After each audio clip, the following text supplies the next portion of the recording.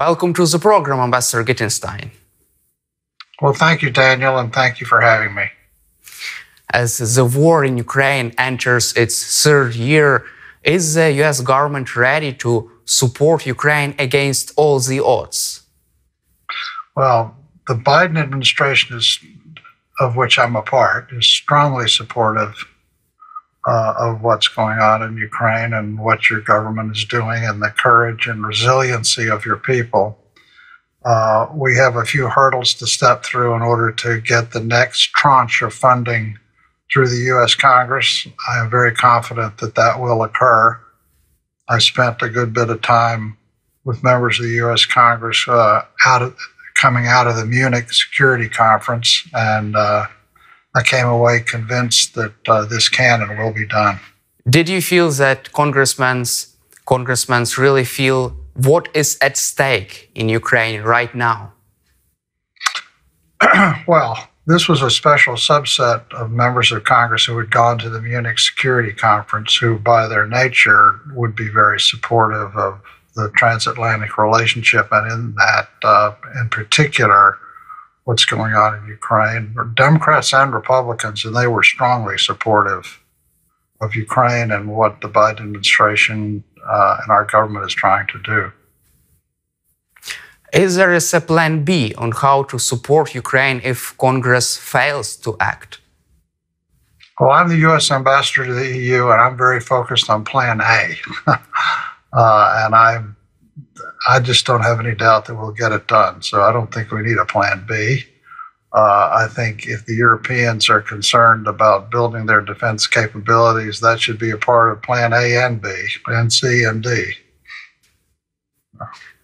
Do you feel the transatlantic unity to support Ukraine this year, especially among European allies? Yes. By the way, on both sides of the Atlantic, there's been a lot of press on disunity, which I think is somewhat exaggerated. I mean, the European Union passed its 50 billion euro plan, and it's working on its for macroeconomic support. It's working on its plan to provide more weapons, which I'm confident will also pass.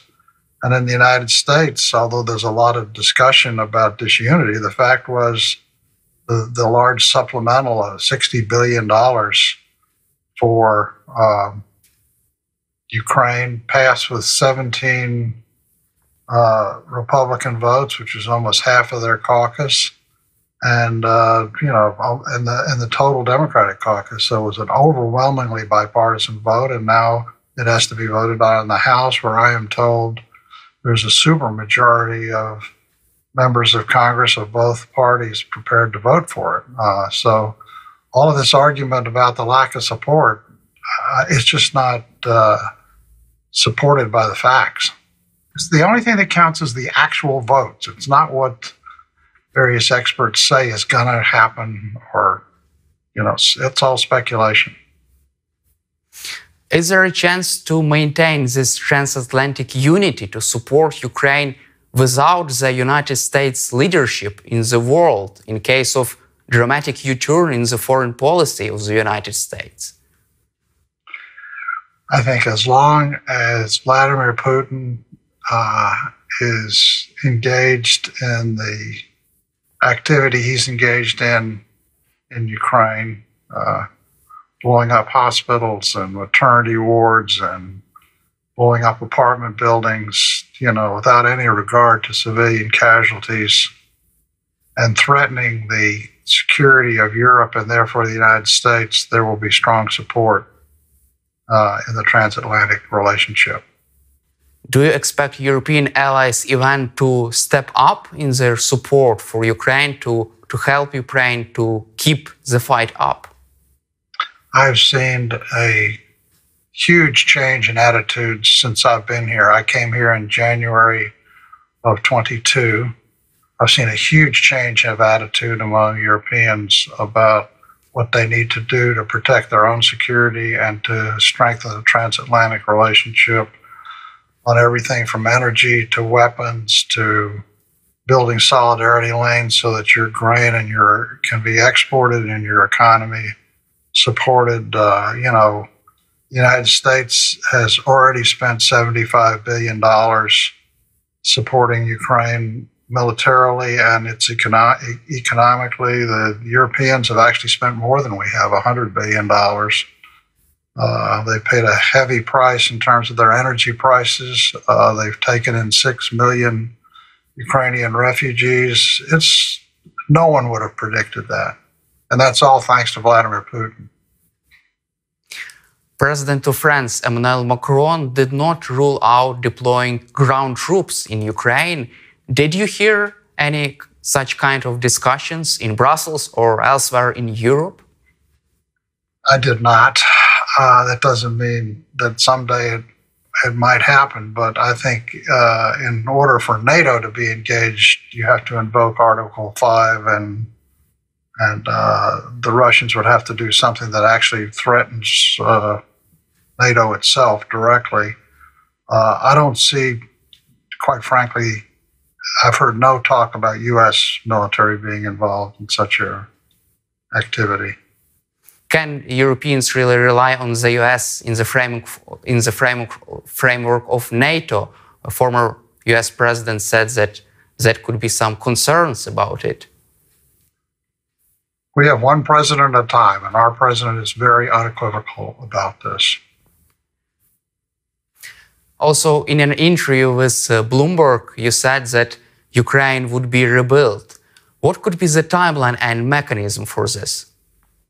Well, in the first instance, it depends on the kinetic activity to end. We're not going to start rebuilding buildings if there are still Russian missiles flying. Otherwise, they'll just blow up the very work we've done. So Ukraine has to win this war first, and we have to settle that process. And then we will, I think, Ukraine will be a very attractive venue for foreign investment, both U.S. and Western, and democratic countries will, all over the world, companies in those countries will be willing to invest in Ukraine. And there are a couple of reasons for that. One, it's a great country with a vibrant population of young people who will have risked their lives in order to build a democratic system with a free market. That's very attractive to investors. I worked in that space for the 10 years after I was in Romania, and I certainly learned that one thing that attracts investment is a bright, energetic, committed population, young people who can be multilingual and are very well trained. That's clearly what you have in Ukraine. And a commitment to the rule of law and free markets and transparency, and that's what you're fighting for. You're fighting for entry into the EU, and the accession process will ensure that you develop the institutions that are receptive and attractive to investors. And that's why I think it'll be an easy decision for investors to decide whether to invest in Ukraine, and that will occur as soon as we find peace in Ukraine. Where could the US and its allies find financial resources to rebuild Ukraine? Should there be a Ukraine aid approved by the Congress, or should there be used any private money? I think probably most of the money will be private money. If you look at what happened in Germany and in Western Europe, or Europe generally, after World War II, it was predominantly private money and private investment that sustained the recovery after World War II, and I would anticipate the same thing would happen here.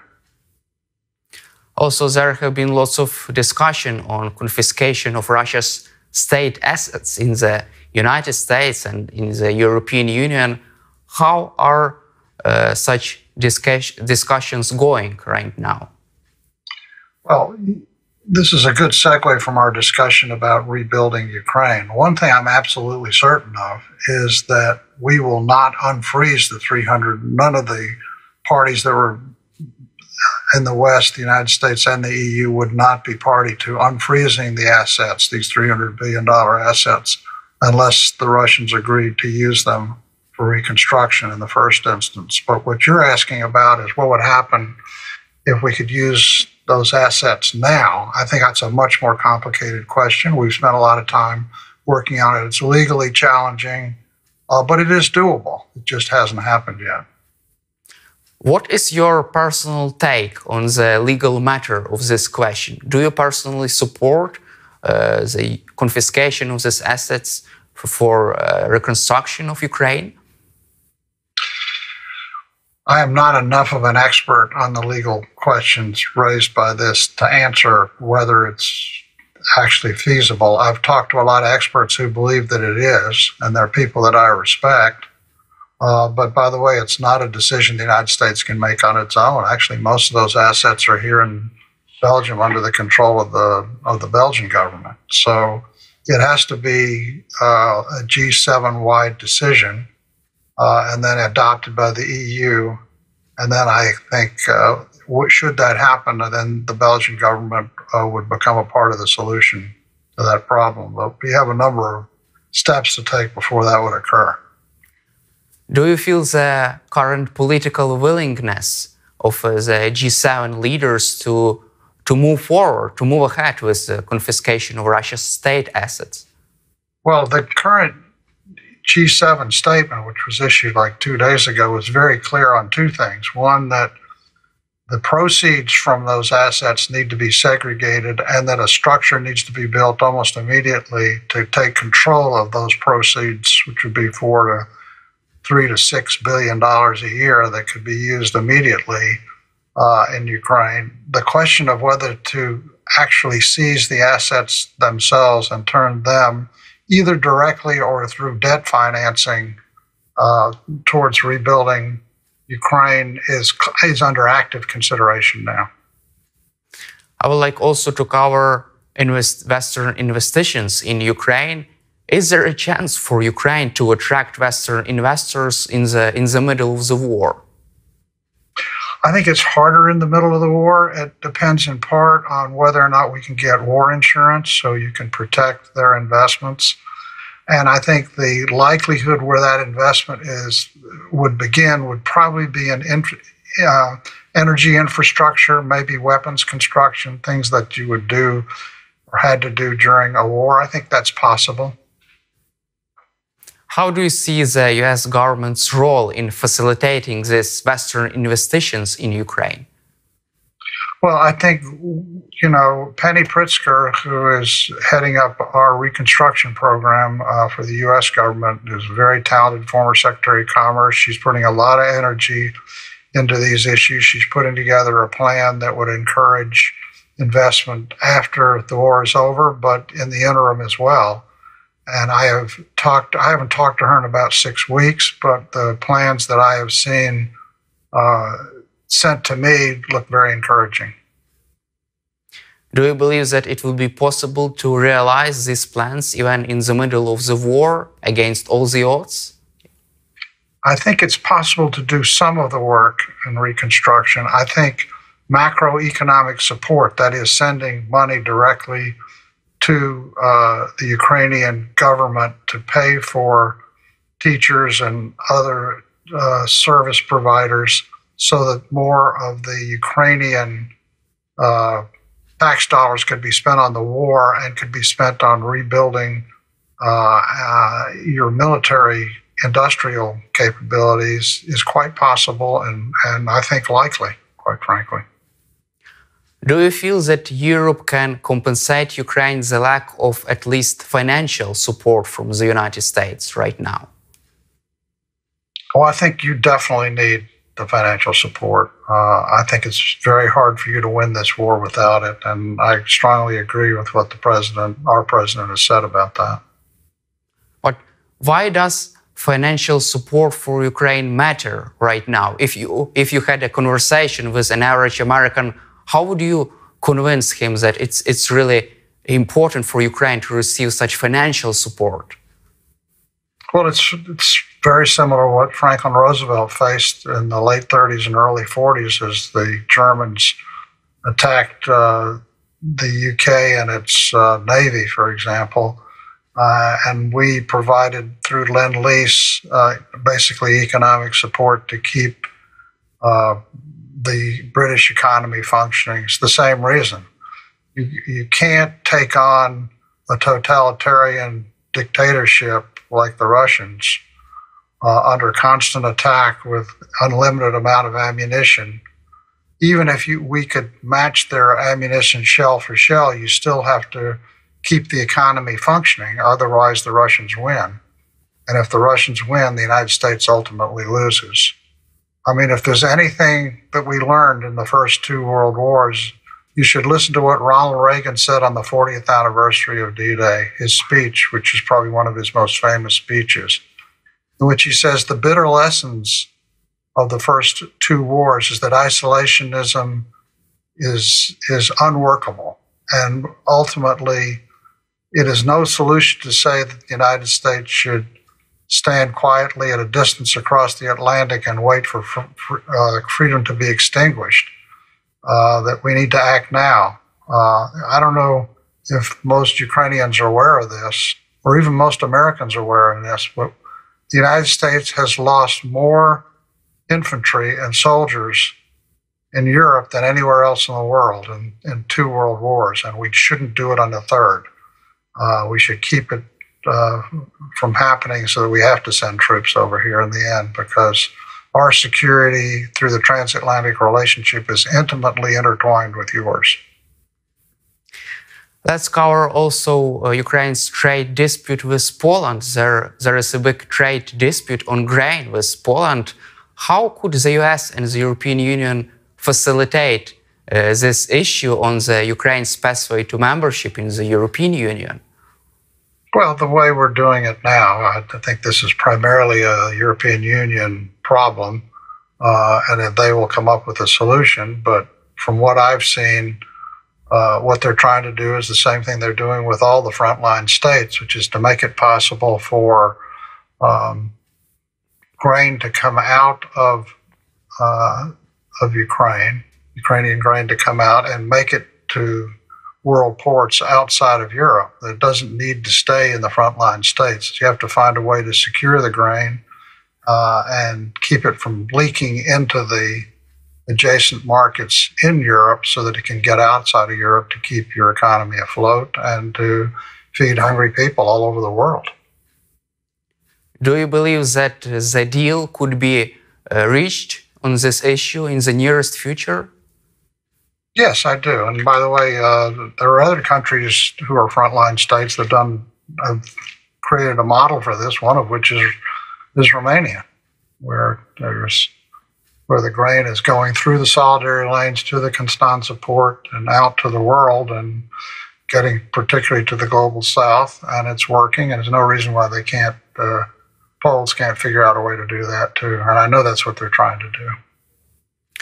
What is your personal message to the Ukrainian nation on the behalf of the United States government during these hard times?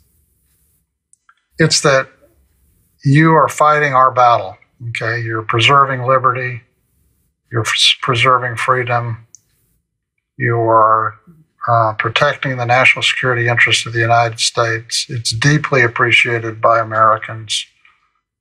You will succeed in the end because you are committed to democracy and free markets. You've been committed to this since Euromaidan in 2013, 2014, and keep fighting for what you believe in. As Dr. Martin Luther King used to say, the arc of history bends towards justice, and you will succeed in the end. I'm very confident of that. Thank you. And do you feel that the public support from the United States society is still high to support Ukraine and to continue aiding Ukraine? Yes, as I said earlier, the most important thing to look at is the actual votes in the U.S. Congress. And the one House of Congress has already acted, that's the Senate, with an overwhelming majority, 17 Republican senators and 50-odd Democrats, that's 67, I think. And in the House of Representatives, the people I talk to tell me there's an overwhelming bipartisan majority in the House of Representatives. That's the only thing that counts under our system, is where members who represent real people vote and how they vote. And they are strongly in support of the supplemental legislation and in support of Ukraine, and deeply admire what you're doing here, the courage and resiliency and the talent of your soldiers. It has not been lost on Americans who care deeply about these issues. Thank you, Ambassador Gitenstein, for your time and for your support for Ukraine, and glory to Ukraine. Slava Ukraina. Героям слава. Thank you very much.